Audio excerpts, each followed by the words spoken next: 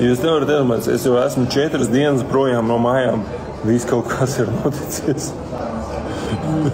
Tā kā tie, kas ieraksta skrīnus kaut kādus, man te mēģina teikt, viņš tur vīnu sadzērās. Kāda starpība?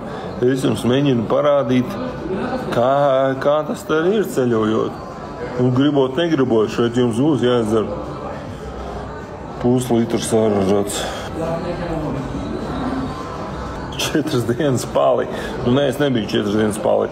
Es pirmo dienu, kad es ielidoju Sofijā, tur vakariņās bišķiņu jāliedzēru, pēc tam vīnu, baznīcas vīnu, kā jūs visi redzējāt tiešraidē.